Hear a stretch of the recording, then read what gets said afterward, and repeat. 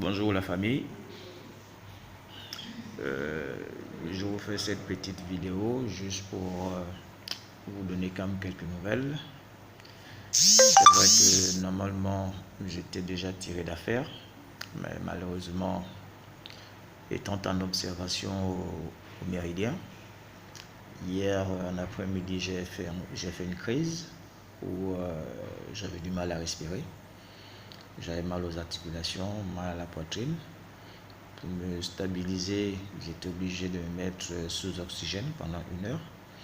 Et aux environs de 23 heures, les médecins ont pris la décision de me ramener au CHU d'Angoundjé.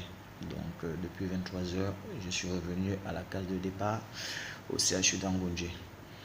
C'est juste pour vous dire que cette affaire de coronavirus, c'est vraiment, nous devons prendre ça au sérieux. Déjà, hier aux environs de 19 heures, nous étions 80 patients au Méridien. Et quand je reviens ici au CHU d'Angoundjé, les 3 bâtiments mis à la disposition du service d'urgence du coronavirus, chaque bâtiment comprend au moins une dizaine de chambres, voire même 20 chambres par bâtiment. Tous les 3 bâtiments, c'est plein à craquer.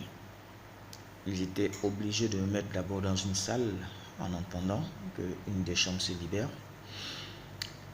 Les médecins, les pauvres, je vous assure que c'est compliqué. Ils travaillent dans des conditions quand même assez compliquées parce qu'ils n'ont pas assez de matériel. Normalement, c'est prévu que les médecins puissent nous rendre visite 3 fois par jour, donc matin, midi, soir. Mais malheureusement, les médecins ne viennent pas matin, midi, soir parce qu'ils ont un souci de matériel. Les combinaisons qu'ils utilisent quand ils entrent dans une chambre, quand ils ressortent, ils doivent normalement, ils ont obligation, après être rentrés dans une chambre, ils ont pour obligation d'enlever cette combinaison, la jeter et porter une autre pour avoir accès encore dans une autre chambre. Donc vous voyez que si un médecin doit visiter 20 malades, il lui faut 20 combinaisons le matin, midi 20 et le soir 20. Donc c'est pas facile également pour eux. Ils travaillent aussi dans un stress qui ne dit pas son nom. Et je vous assure que c'est vraiment compliqué. Donc prenons cette affaire-là au sérieux.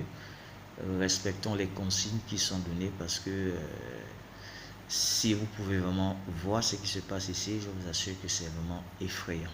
Donc mettons-nous en prière, prions pour ceux qui sont vraiment malades, qui sont touchés, et prions également pour que vraiment cette pandémie-là puisse s'arrêter. Merci et vraiment je ne sais plus quoi dire. Voilà.